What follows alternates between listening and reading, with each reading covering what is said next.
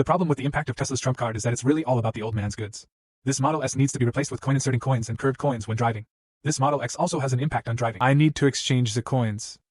The quality of the motorcycle is also poor. It has already been exchanged and closed. Maybe what I want to ask most right now is,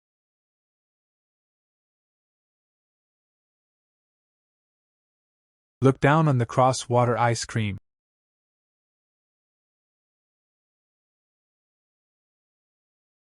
Make you miss you so much.